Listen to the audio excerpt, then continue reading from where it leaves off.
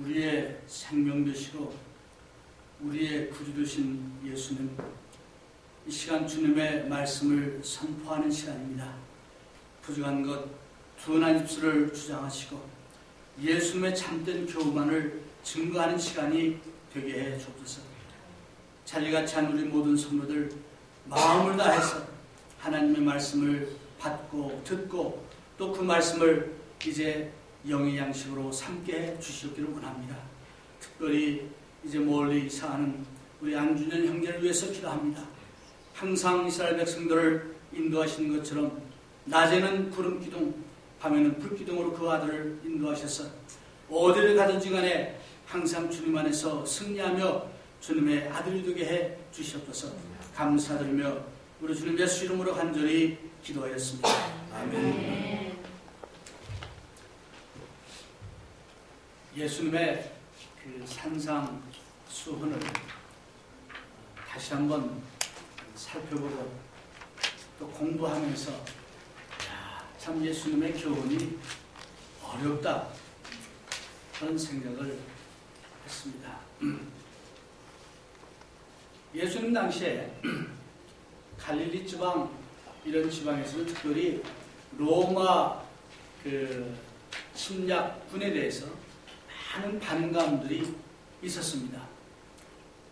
우리로 말하면 독립군처럼 그 로마 정부에 반항해가지고 뭐 이렇게 독립운동을 하는 나름대로 자기 그 어떤 독립을 위해서 일하는 그런 사람들도 있었고 또는 그 자신들의 믿음을 지키기 위해서 그들에 대항해서 이렇게 했던 사람들이 있었습니다.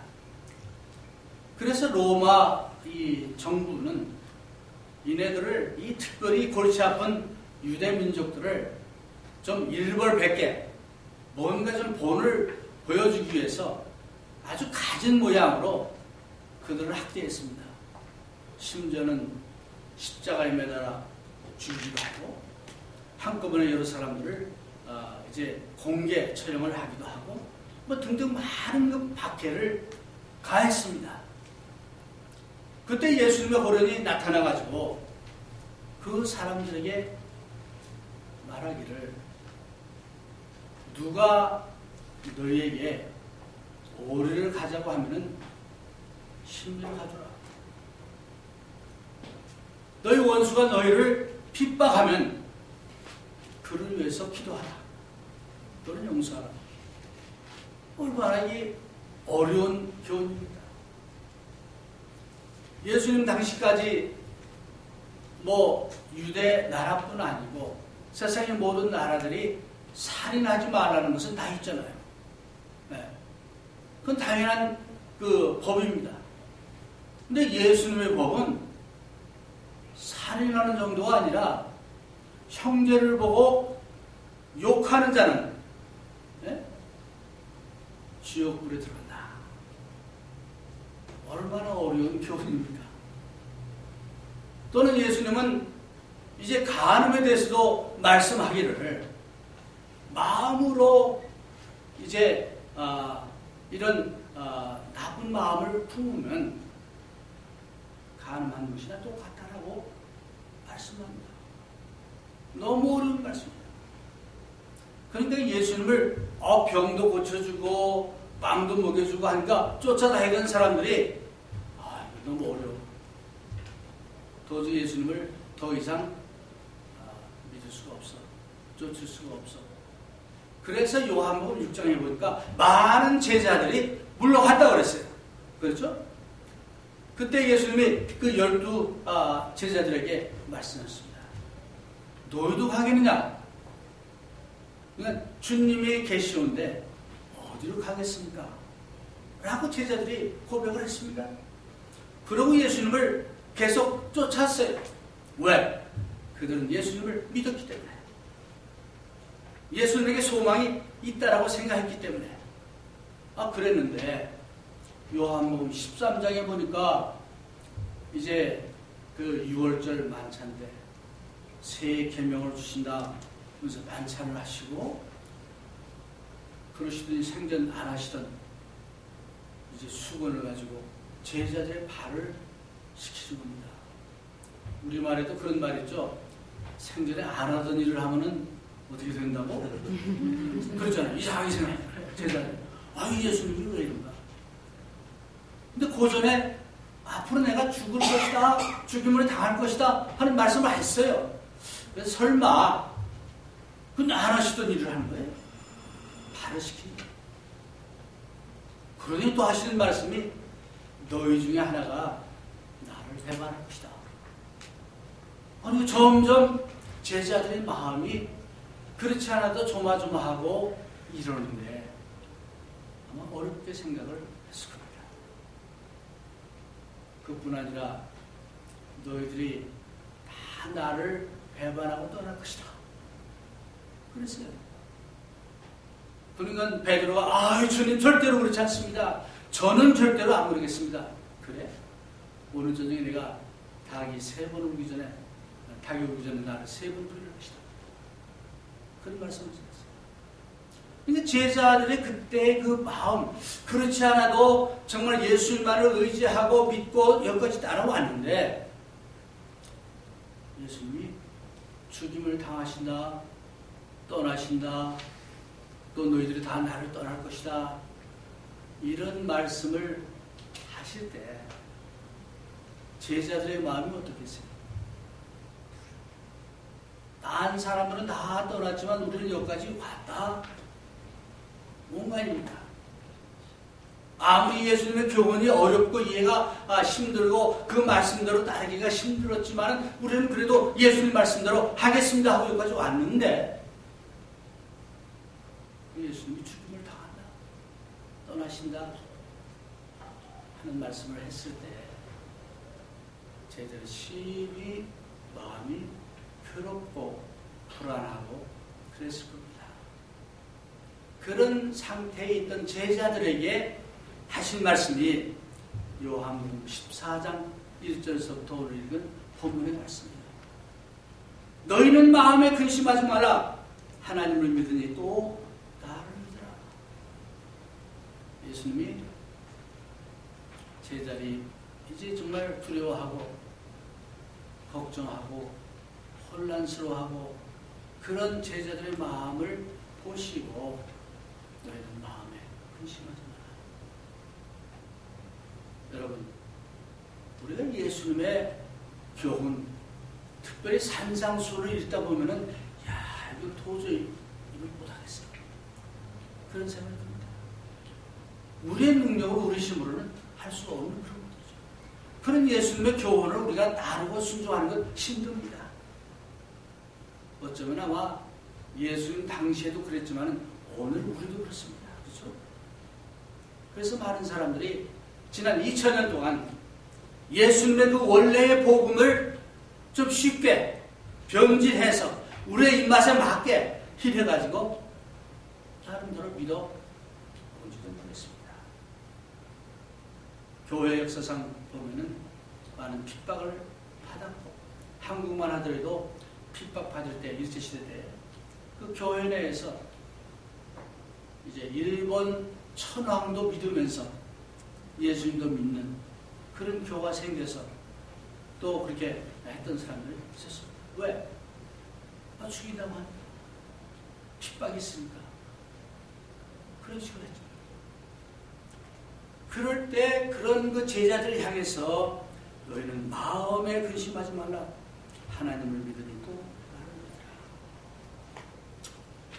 믿으라. 예수님의 제자들이 정말 예수님의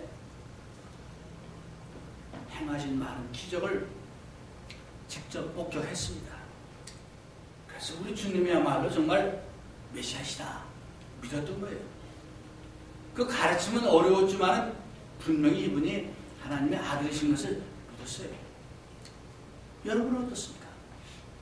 예수님이 하나님의 아들이시고 예수님이 정말 우리의 모든 것을 주관하시고 우리의 삶과 죽음을 주관하시는 그런 분이심을 믿습니까?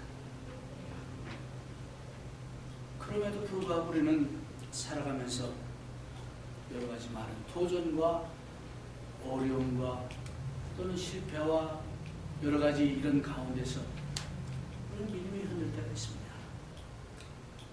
그런 우리들을 향해서 어쩌면 주님은 오늘도 말씀하고 계십니다. 너희는 마음에 근심하지 마라. 하나님을 믿으니 또 나를 믿으라 말씀합니다. 그러면서 이제 2절, 3절 이하에 보니까 예수님께서 그 제자들을 향해서 내가 지금 죽임을 당하지만은 하나님 나라에 가서 너희들이 예비할 그곳을 예비할 것이다. 이제 영생에 대한 약속을 여기서 하십니다. 우리 기독교가요, 부활의 소망이 없으면 사도 바울은 우리 믿음이 헛것이라 그랬습니다. 주님은 약속하기를 제자들에게 너희들에게는 영생의 소망이 있다. 아버지 계신 그곳을 내가 준비하러 간다. 라고 약속을 하십니다. 이 부활의 약속을 여러분이나 저나 믿어야 되겠습니다. 그러게 우리 믿는 사람들은 지금 당장 눈앞에 힘들고 어렵고 여러 가지 많은 도전이 있다 할지라도 이 세상 그 이후의 삶을 우리는 그 부활의 소망을 여기서 예수님은 약속하고 있습니다. 주님은 말씀하기를 이제 믿는 자들은 살아도 영생할 것을 약속하셨습니다.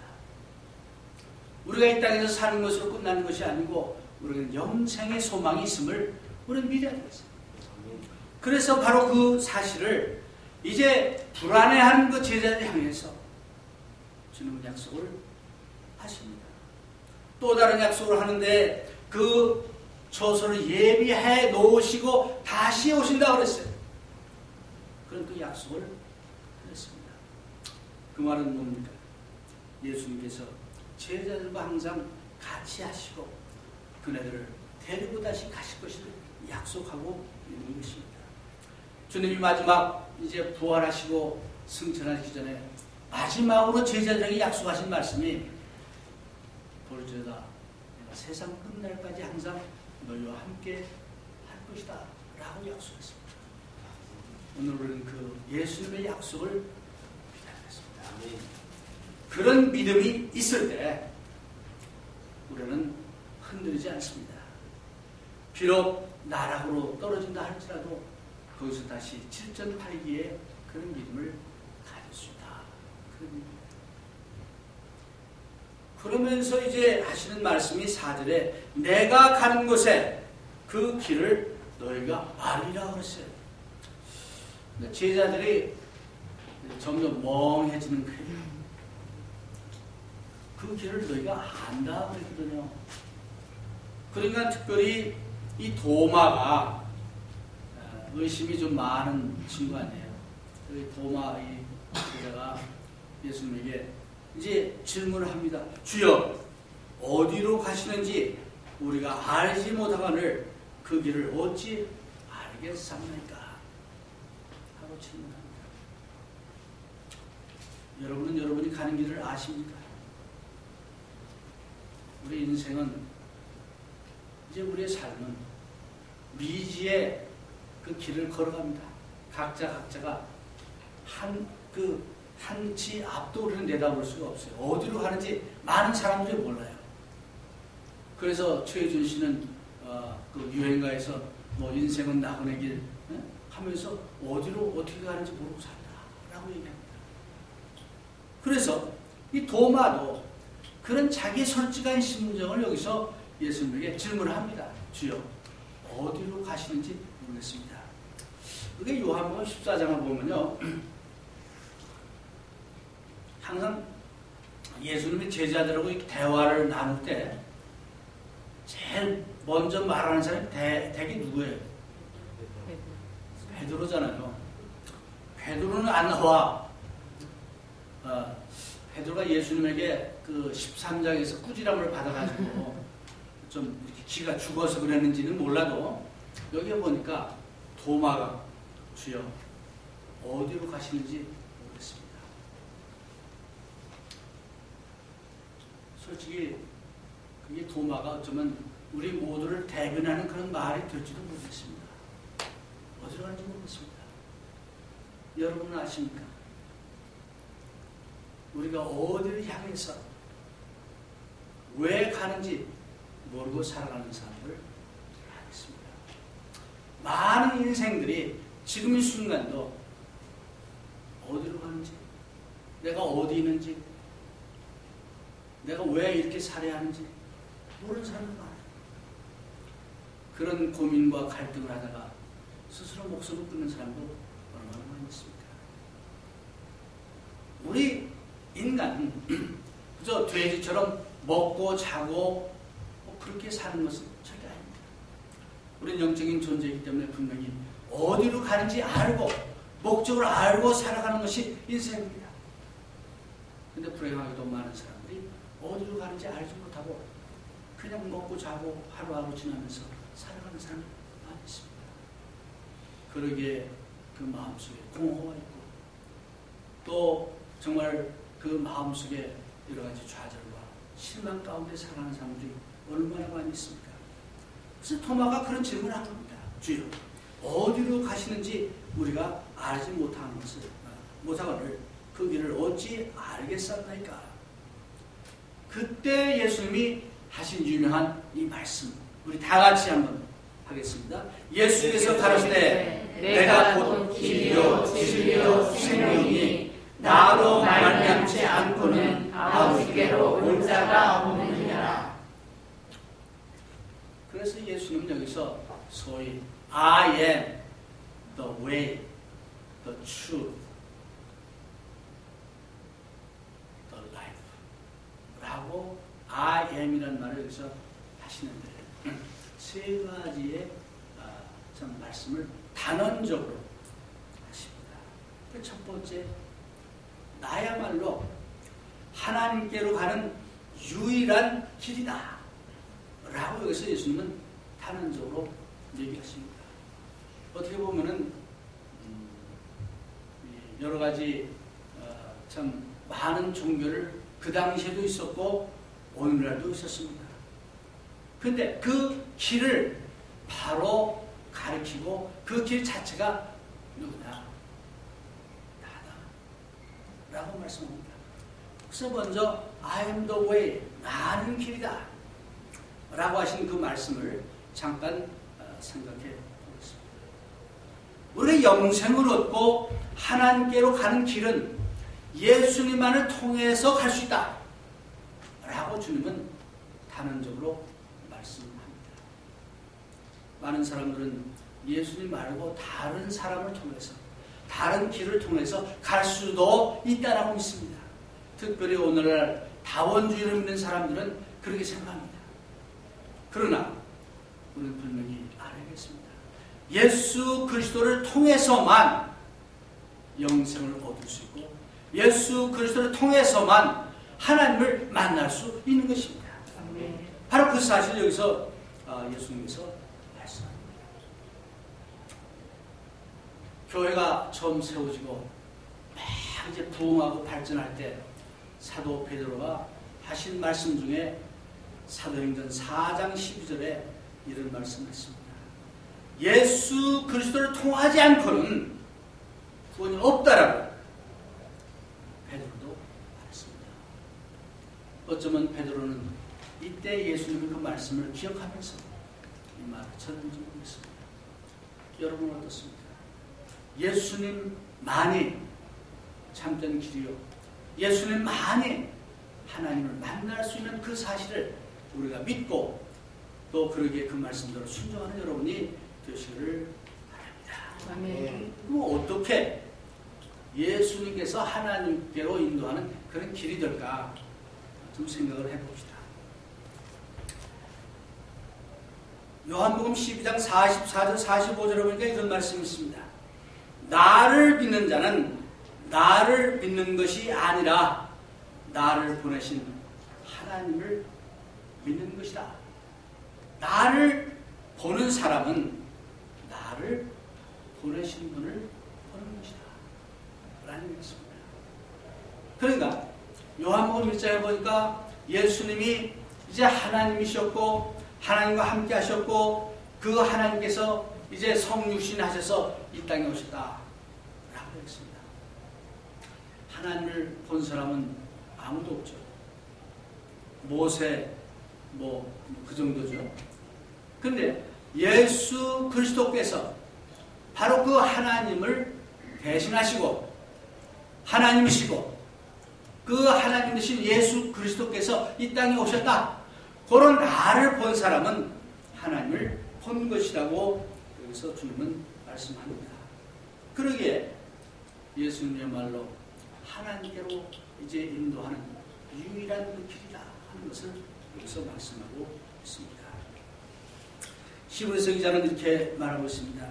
히브리서 10장 19절 20절에 보니까 그러므로 형제 여러분들아 우리가 예수의 피를 힘입어 성소에 들어갈 담력을 얻었나니 그 길은 우리를 위하여 휘장 가운데로 열어놓으신 새롭고 산 길이요 휘장은 곧 저의 육체이다. 구약시대의 제사 제도를 우리가 공부해보면 구약시대는 이제 제사장과 대제사장이 있는데 특별히 대제사장이 1년에 한 번씩 이스라엘 민족을 위해서 이제 지성소에 들어가서 제사를 드리는 그런 일이죠. 그때 그 지성소와 성소를 구분하는 그 장막이 있는데 그 장막이 예수님께서 십자가에 달려 돌아가실 때 휘장이 찢어졌다고 했어요. 그래서 그 예수 그리스도를 통해서 오늘 우리 믿는 사람들은 대제사장 된 예수님을 통해서 우리도 제사장이 된 거예요. 대제사장이 된 거예요. 베드로서에 보니까 그런 말이 나와요. 그렇기 때문에 우리가 담대하게 하나님 앞에 감히 나아갈 수 있다 라고 말씀합니다. 바로 예수님을 통해서만 하나님께로 갈 수 있고 예수님을 통해서만 우리의 영생을 얻을 수 있음을 우리가 알 수 있습니다. 이제 예수님께서는 대제사장으로서 우리를 하나님께로 인도하시고 또 우리를 위해서 지금도 이제 하나님 우편에서 기도하시고 간구하신다 라고 성경은 말씀합니다. 예수님은 오늘날 여러분과 저의 대변이시래요. 내가 잘못했을 때 주님께서 변호해 주신다.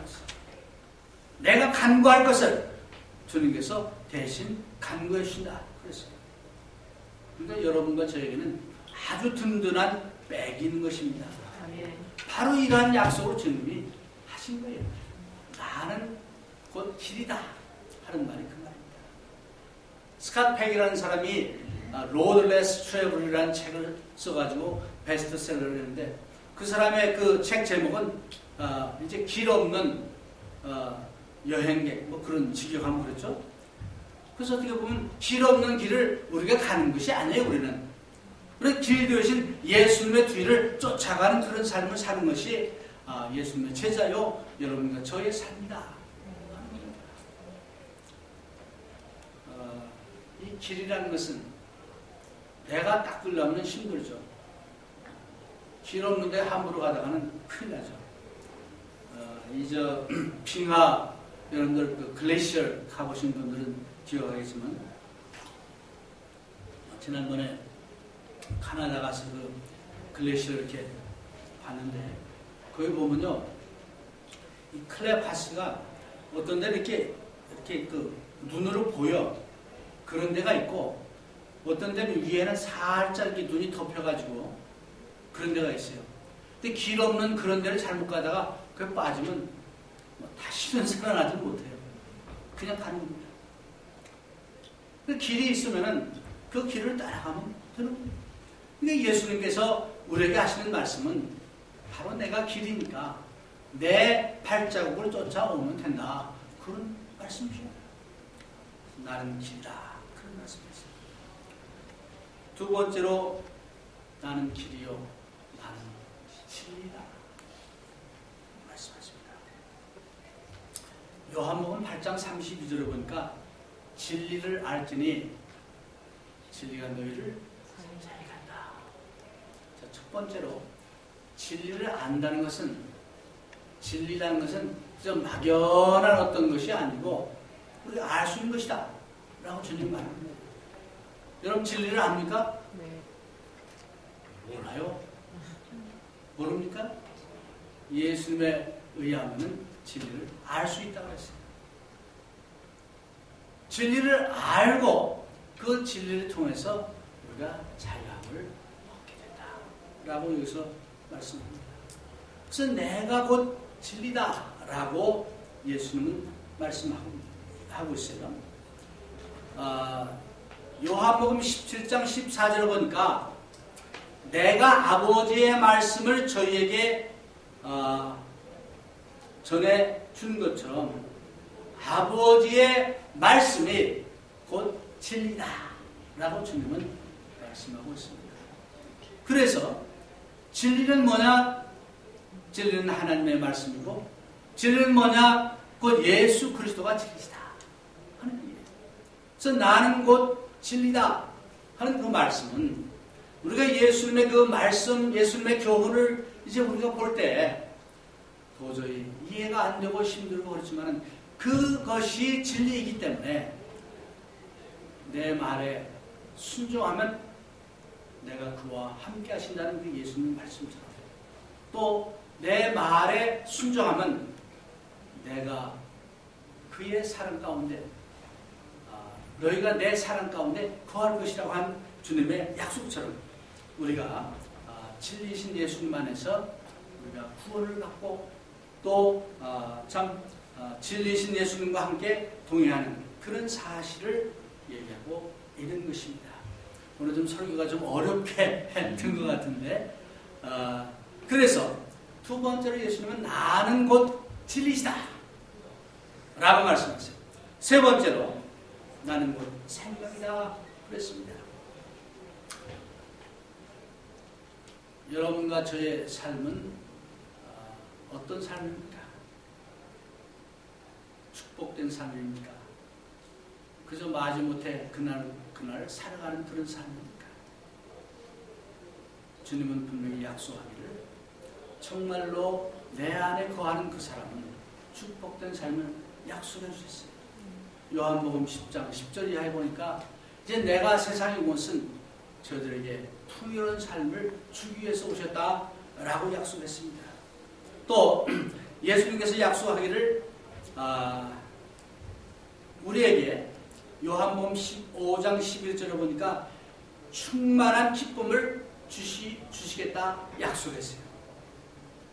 또 예수님은 말씀하기를 내가 세상의 그 평화와 같지 않은 그런 평화를 나의 평화를 너에게 주겠다 약속했어요. 바로 이런 삶이 이것이 바로 I am the life 참된 생명이다 그런 의미입니다. 이 생명을 얻기 위해서는 모든 사람들이 거듭남으로써 이 생명을 물과 성령으로 거듭나야 이런 생명을 약속받았습니다. 또 물과 성령으로 거듭난 사람에게는 성령을 통해서 우리는 새로운 생각, 새로운 목표, 새로운 이 삶의 이 방법을 가지고 정말 하나님의 큰 축복을 받을 수 있다고 주님은 말씀했습니다. 베드로 사도는 말씀하기를 베드로전서 2장 22절 이하에 보니까 죄에 대하여 죽고 의에 대하여 살게 하려 하십니다. 저가 채찍에 맞음으로 너희는 나음을 얻었나니 너희가 전에는 양과 같이 길을 잃었더니 이제는 너희 영혼의 목자와 감독 되신 이에게 돌아옵니다. 말씀하십니다. 오늘 여러분과 저는 그 길 되시고 생명 되신 그 예수님을 믿기 때문에 이 자리에 앉아 있습니다. 결론의 말씀을 드립니다. 여러분은 진정 길과 진리와 생명 되신 그 예수님을 지금 섬기고 있습니다. 길 되시고 진리 되시고 생명 되신 그 예수님이 여러분과 함께 이제 동행하고 계십니다. 그 예수님을 통해서 새로운 삶을 체험하고 경험하고 있습니다. 그 예수님이 여러분의 생각을 주장하시고 여러분의 이 삶의 모양을 바꾸고 계십니다. 그 예수님이 얼마나 여러분의 삶에 영향을 주고 있습니다. 여러분이 결정하고 또 여러 가지 계획을 세울 때 과연 예수님은 어디에 계십니까? 내가 다 하고 나중에 사후 인가를 받는 예수님이십니다. 아니면 결정하기 전에 먼저 그 예수님이 나의 주가 되셔서 나의 모든 삶을 주관하도록 결정하도록 만들고 계십니다. 아직까지도 그 예수님이 나와 함께 하시지 않고 나의 주님이 되시지 못하고 또 거듭나지 못했다라고 한다고 하면 아직도 늦지 않았습니다. 그 예수님을 영접하셔서 길 되시고 진리 되시고 생명 되신 그 예수님이 여러분의 삶을 이끌어서 앞으로의 삶이 더 풍요롭고 변화된 그런 삶이 되기를 원합니다. 사도 바울은 빌립보 교인들에게 말씀하기를 빌립보서 4장 4절 이하의 말씀대로 정말 우리가 예수님과 함께 동행하는 사람들은 어떠한 고난과 어려움이 있다 할지라도 두려워 떠는 것이 아니고 그 안에서 기뻐하며 감사하며 또 간구하는 그런 삶을 산다라고 말씀하고 있습니다. 마지막으로 우리 다 같이 빌립보서 4장 4절의 말씀을 읽고 말씀을 마칠까 합니다. 주 안에서 항상 기뻐하라. 내가 다시 말하노니 기뻐하라. 너희 간영을 모든 사람에게 알게 하라. 주께서 가까우시니라. 아무것도 염려하지 말고 오직 모든 일에 기도와 간구로 너희 구할 것을 감사함으로 하나님께 아뢰라. 감사합니다.